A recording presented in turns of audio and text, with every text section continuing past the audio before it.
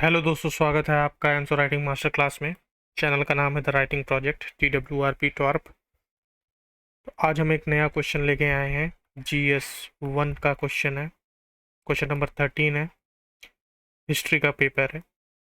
तो मैं आपको लेवल वाइज लेके चल रहा हूँ, जैसे कि इजी क्वेश्चन पहले करा रहा हूँ। पहले टफ कराने का कोई फ़ायदा नहीं, क्योंकि अभी आप स्टार्ट कर रहे हैं आंसर राइटिंग को। तो हम लोग चीज़ों को अभी थोड़ा ईजी रख रहे हैं, इसीलिए मैं जो भी इस साल 2023 के पेपर में जो भी इजी क्वेश्चंस आ रहे हैं, मैं वहाँ से स्टार्ट कर रहा हूँ। बाद में हम लोग लेवल अप करेंगे और कठिन क्वेश्चंस की तरफ बढ़ेंगे। ठीक है दोस्तों, तो ये क्वेश्चन है, क्वेश्चन नंबर 13 है ऑफ GS पेपर 1 2023 का। 250 वर्ड्स का क्वेश्चन है, 15 मार्क का है। तो 15 मार्क का मैं आपको पहले ही हर वीडियो में बताता हूँ। 1 मार्क मान लिए इंट्रोडक्शन का, 1 मार्क 1 मार्क मानिए कंक्लूजन का, 1 मार्क में आप बना दीजिए diagram DEF diagram, example, flow chart. Example तो छोड़िए, एग्जाम्पल तो आप हर पॉइंट में ऑलमोस्ट स्टेट ही कीजिए जहाँ पे आपके पास अवेलेबल है एग्जाम्पल। बट नहीं तो जो 15 मार्कर्स हैं उनमें आप फ्लो चार्ट डालने की कोशिश ज़रूर कीजिए, या फिर डायग्राम डालने की ज़रूर कोशिश कीजिए।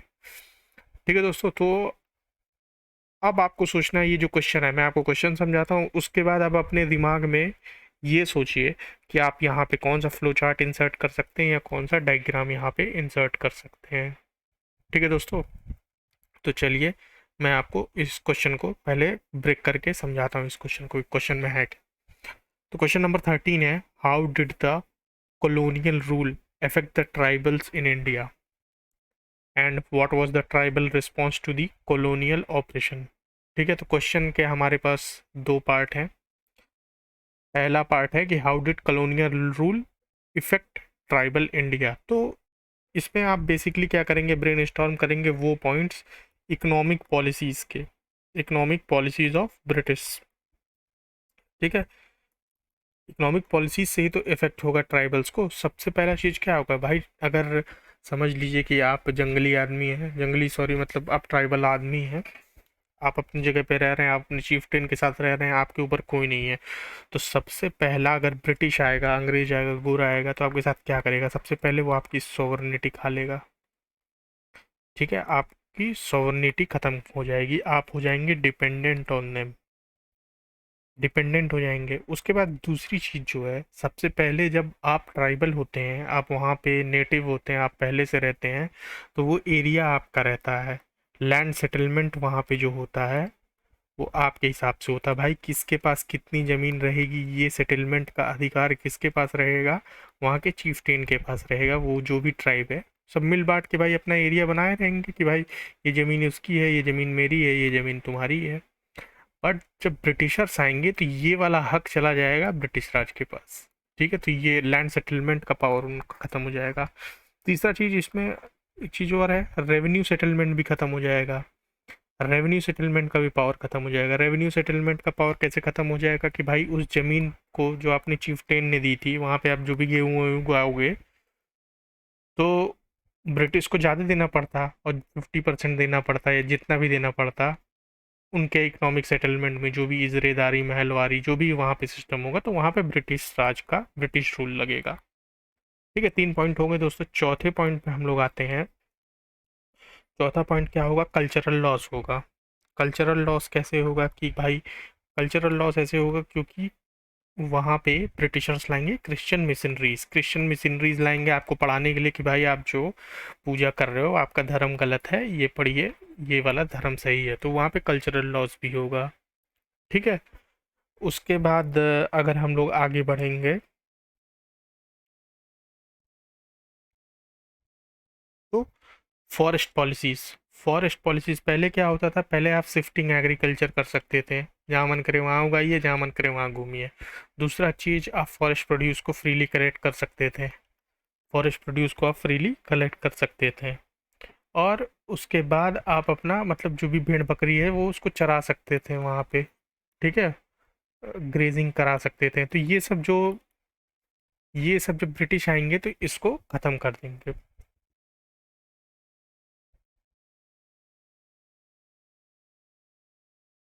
उसके बाद क्या होगा, वहाँ पे आउटसाइडर्स आएंगे, आउटसाइडर कैसे आएंगे, मान लीजिए कि ट्राइबल लैंड है, वहाँ पे मनी लेंडर्स आ गए बाहर से, उसके बाद ऑफिसर्स आएंगे और वेरियस अदर पीपल उस एरिया में आएंगे जहाँ पे पहले ट्राइबल्स रह रहे हैं। तो अराइवल ऑफ आउटसाइडर भी आपका एक पॉइंट हो जाएगा।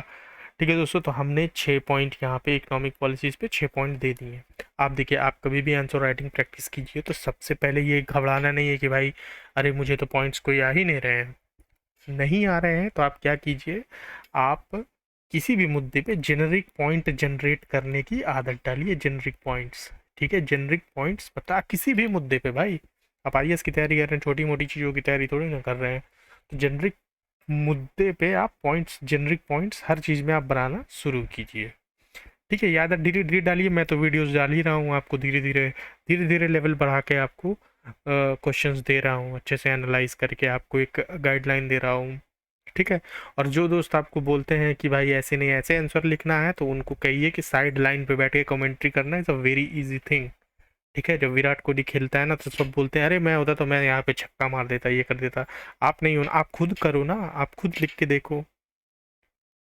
ठीक है दोस्तों, तो ज़्यादा टेंशन नहीं लेना है, जस्ट फोकस ऑन पॉइंट्स। ठीक है, focus on points, focus on brain storming. Brain storming किसी भी चीज़ पे पॉइंट्स आप मारना सीखिए। इंट्रोडक्शन आप धीरे धीरे प्रोसेस में सीख जाएंगे, रोज आंसर लिखेंगे, महीने में 30 इंट्रोडक्शन देंगे, 30 कंक्लूजन देंगे, तो आपका धीरे धीरे वो बेटर ही होगा। But the main point is body, सबसे इंपॉर्टेंट चीज़ है बॉडी। ठीक है, बॉडी पे काम करना चालू कीजिए। आगे बढ़ते हैं। तो सबसे पहली चीज़ हो गई कि how did the colonial rule affect the tribals in India. तो ये ट्राइबल्स पे देखिए, मैंने आपको 6 पॉइंट बहुत ही अच्छे से बता दिए हैं। अब इस पे आप आंसर लिखिएगा आगे। ठीक है, आगे चलते हैं। Second part of the question, second part है what was the tribal response. ठीक है, what was the tribal response to the colonial operation. ठीक है, क्या रिस्पॉन्स था भाई, क्या रिस्पॉन्स था। देखिए, जब ट्राइबल रिस्पॉन्स होगा तो ट्राइबल रिस्पॉन्स इसमें ये नहीं पूछा है कि भाई संथल रिबेलियन यहाँ हुआ, हो मुंडा अपराइजिंग यहाँ हुआ, ठीक है, कांड अपराइजिंग ये हुआ, ये सब नहीं पूछ रहा है। पूछ रहा है कि what was the tribal response, मतलब कि कहाँ कहाँ क्या क्या तरीके से हुआ। फॉर एन एग्जाम्पल, कहीं पे आर्म्ड रेजिस्टेंस हुआ, ठीक है, कहीं पे लीगल बैटल्स लड़ी गई, ठीक है, कहीं पे नो टैक्सेशन मूवमेंट हुआ कि हम भाई टैक्स नहीं देंगे, ठीक है, कॉपरेट नो कॉपरेशन भी, नॉन कॉपरेशन भी बस बोल सकते हैं इसको। फिर कहीं पे हुआ कल्चरल प्रिजर्वेशन मूवमेंट कि हम अपने कल्चर को प्रिजर्व करके रखेंगे। ठीक है, जैसे वर्ली ट्राइब महाराष्ट्र में की थी, वो अपना जो ट्रेडिशनल आर्ट था उसको प्रिजर्व करना चालू करती थी। उसके बाद हुआ बिश्नोइज का, लिख दीजिए आप, फॉरेस्ट मूवमेंट्स हुए। ठीक है, उसके बाद ट्राइबल और पेजेंट्स का मिलके भी एक मूवमेंट हुआ। ठीक है, तो इन फ्रंट्स पे हम देखिए कितने पॉइंट हो गए, 1 2 3 4 5 6, 6 पॉइंट्स हो गए। तो 6 पॉइंट्स हमको मिल गए हैं। अब हम इस पे एक्सपैंड करके आंसर लिख देंगे। ठीक है दोस्तों, तो 6 पॉइंट्स तो हमने इस पे जनरेट कर दिए कि क्या कॉलोनियल इकोनॉमिक पॉलिसीज पे, और 6 पॉइंट हमने ऑपरेशन पे अपना 6 पॉइंट बना लिया। बट जो मैंने आपको क्वेश्चन दिया था कि फ्लो चार्ट और डायग्राम का आपको क्या करना है, तो दोस्तों इसमें आप क्या करेंगे, तो मेरे हिसाब से इसमें आपको ये करना चाहिए कि आपको बनाना चाहिए इंडिया का डायग्राम। इंडिया का डायग्राम बनाइए और उस पर मार्क आउट कीजिए जहाँ जहाँ पे रिबेलियंस हुए थे। ठीक है, लोकेशन, जियोग्राफिक लोकेशन आप डाल देंगे तो एग्जामिनर को पता चलेगा okay, he knows the answer. ठीक है, तो अब इंडिया का मैप बनाना मैं आपको सिखाता हूँ। ठीक है, आसान तरीके से। सबसे पहले देखिए, एक ऐसे कीजिए, एक ऐसे कीजिए, एक ऐसे बनाइए, एक ऐसे बनाइए। ठीक है, ये हो गया अपना जम्मू कश्मीर। फिर ऐसे नीचे आए, हल्का सा गला बनाइए, फिर ऐसे आइए, फिर यहाँ पे ऐसे क्रैब वाला 2 ठो ये गुजरात का बना दीजिए। ठीक है, फिर एक वी बनाइए, वी बनाइए, उसके बाद एक यहाँ पे ऐसे बनाइए, एक ट्रायंगल बनाइए, एक ऐसे भूटान बनाइए, इसको यहाँ पे जोड़ दीजिए। तो ये आपका तुरंत ही खट से आपका बेसिक इंडिया का मैप ये आपका बन गया। ठीक है, बेसिक इंडिया का मैप आपका बन गया। अब जब हम आंसर लिखेंगे तो इसमें मार्क कर देंगे भाई, छोटा नागपुर प्लेटून क्या था, यहाँ क्या था, ठीक है, कहाँ पे मोपला रिवोल्ट हो रहा था, तो ये सब हम लोग मार्क कर देंगे। ठीक है दोस्तों, तो चलिए बढ़ते हैं। अब हम लोग लिखते हैं इस पे आंसर। दोस्तों ये मैं मिटाना नहीं चाहूँगा क्योंकि ये ब्रेन स्टॉर्म किया हुआ एरिया है, PDF में अटैच कर दूंगा, जिसको पढ़ना है वही पढ़े, जिसको जिसको नहीं पढ़ना है वो आगे अगले पेज पे आंसर देख लें। ठीक है दोस्तों, बट मैं इसको थोड़ा क्लियर करके, थोड़ा सा साफ सुथरा करके मैं आपको ये PDF दूंगा।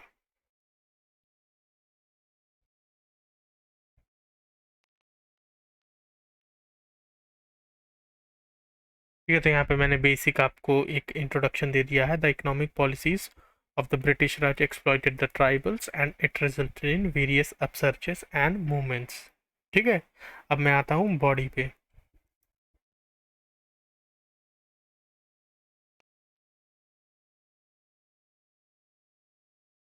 ठीक है दोस्तों, तो पहला पॉइंट मैंने यहाँ पे दे दिया, लॉस ऑफ सॉवरेनिटी।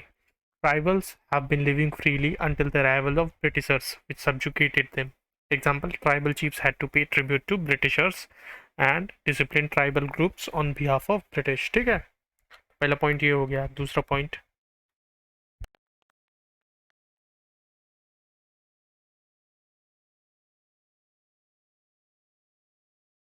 ठीक है दोस्तों, दो तीन पॉइंट मैंने एक साथ ही लिख दिया ताकि आपको एक ही बार में एक्सप्लेन कर दूं, आपका भी टाइम बचे, मेरा भी टाइम बचे, क्योंकि बार बार लिख के बार बार एक्सप्लेन करने में बहुत ज़्यादा टाइम वेस्ट होता है। तो मैं जल्दी जल्दी आपको बता दूं। सेकंड पॉइंट क्या है, change in land settlement and revenue settlement. Now the British introduced their own laws and change the settlement system.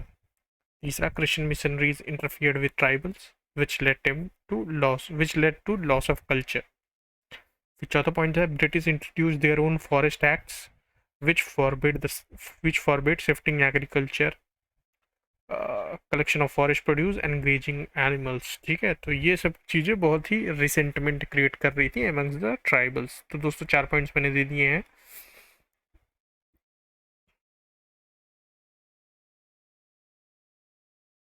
पांचवा पॉइंट मैंने दे दिया है, involvement of outsider like money lender, zamindars and allocation of land to Hindus and Muslims led to resentment among the tribals. ठीक है, फिर छठा point दे देते हैं, सोशल डिसइंटीग्रेशन।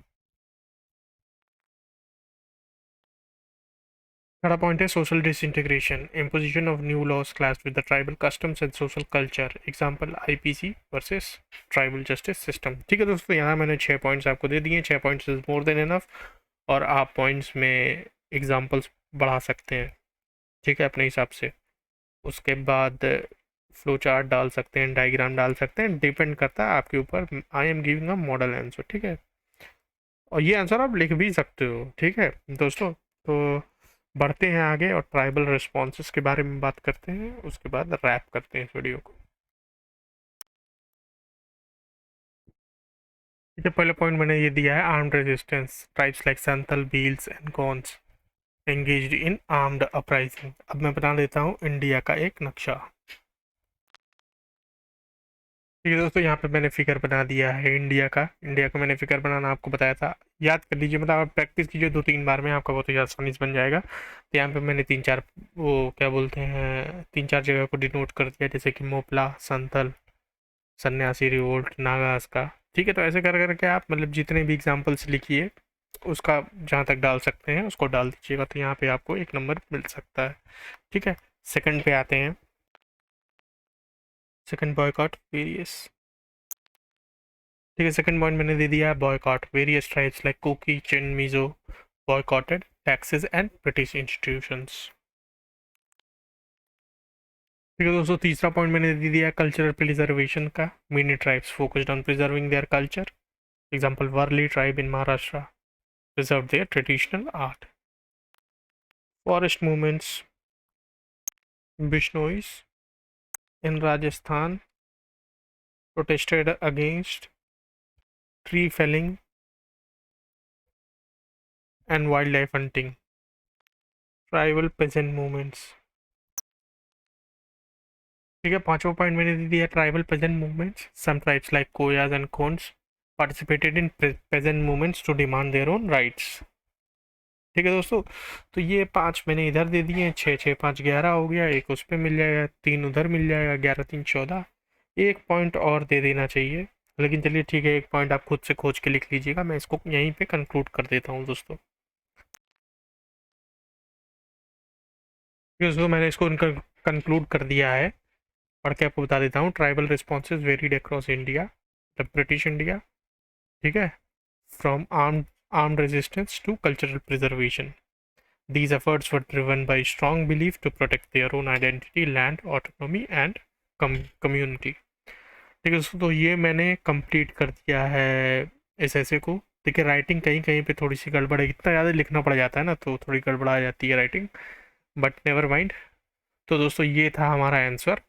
अब मैं आपको कुछ और चीज़ें बताना चाहूँगा। देखिए आंसर्स तो आपके पास आते ही रहेंगे, ठीक है, आंसर्स आपको मिलते रहेंगे, PYQ के टिप्स आपको मिलते रहेंगे इसमें, ठीक है। आप डेली प्रैक्टिस कीजिए, डेली भी नहीं कर सकते हैं तो ऑल्टरनेट डे पे तो ज़रूर कीजिए, ऑल्टरनेट डे पे, या फिर ये वीडियो ही देख लीजिए और इसी से कॉपी करके आप लिखने की कोशिश कीजिए। अगर आपको, जैसे बहुत सारे स्टूडेंट्स होते हैं उनको क्या होता है कि उनको क्वेश्चंस ही नहीं मिलते हैं, ठीक है, तो क्वेश्चंस नहीं मिलते हैं तो यहाँ से स्टार्ट कीजिए। PYQ अगर आपको खोजने में दिक्कत हो रही है भाई, आपके पास रिसोर्सेज नहीं है, तो इंटरनेट ऑन कीजिए, ये वीडियो चलाइए, PYQ भी आपको मिलेगा, एक्सप्लेनेशन भी मिलेगा, और उसके बाद आपको आंसर लिखने की तरीका भी मालूम चलेगा। और हम करते हैं topper paper review, TPR topper paper review हम लोग करते हैं। तो इसमें जितने भी टॉपर्स हैं उनके आंसर राइटिंग टिप्स आपको सीक्रेट सब इस चैनल पे आपको मिलेंगे। प्लस मैं आपको और एक जानकारी देना चाहूँगा। देखिए UPSC में ऐसे एक पेपर है, पेपर 1 ही ऐसे है, सबसे इम्पोर्टेंट रोल प्ले करता है, ठीक है। तो ऐसे को लोग नेगलेक्ट कर देते हैं या फिर ये सोचते हैं कि मैं लिख ले जाऊंगा क्योंकि मैंने स्कूल के ऐसे लिखे हुए हैं, ठीक है। तो इसमें एक ऐसे तो आपको हमेशा फिलोसफिकल देखने को मिलेगा ही, आप उठा के देख लीजिए पेपर को। तो दोस्तों मैंने क्या स्टार्ट किया है, मैं स्टार्ट करने वाला हूँ फिलोसफिकल एसेज जो हैं, ठीक है, 40-50 एसेज मैं आपको कराऊंगा फिलोसफिकल एसेज। और दूसरी चीज़, ऐसे के पेपर्स को मैं रिव्यू करूँगा। एक ऑलरेडी मैं रिव्यू कर चुका है ऐसे के पेपर को, और मैं यहाँ पे अगर पढ़ सकेगा तो यहाँ पे मैं डाल दूँगा वो लिंक जो मैंने टॉपर AIR 1 का किया था, और मैं ऐसे लगातार करता रहूँगा टॉपर्स के पेपर का ऐसे रिव्यू, ठीक है दोस्तों। तो राइटिंग से रिलेटेड जितने भी सॉल्यूशंस हैं, ठीक है, ये चैनल सिर्फ राइटिंग प्रोजेक्ट है, इस चैनल का नाम ही राइटिंग प्रोजेक्ट है, ये सिर्फ राइटिंग बेस्ड चैनल ही है। आपकी राइटिंग प्रैक्टिस कराएगा, ऐसे राइटिंग प्रैक्टिस कराएगा जिससे सिलेक्शन होता है, ठीक है। प्रीलिम्स आपने क्लियर कर लिया तो उसके पहले आपके पास मेंस का कुछ आइडिया होना चाहिए, तो ये चैनल TWRP राइटिंग प्रोजेक्ट आपको प्रोवाइड करता है। तो दोस्तों के साथ अपने शेयर कीजिए अगर आपको इसकी क्वालिटी पसंद आ रही है, ठीक है दोस्तों। तो चलिए, धन्यवाद, अच्छे से लिखिए आंसर, एंड गुड बाय।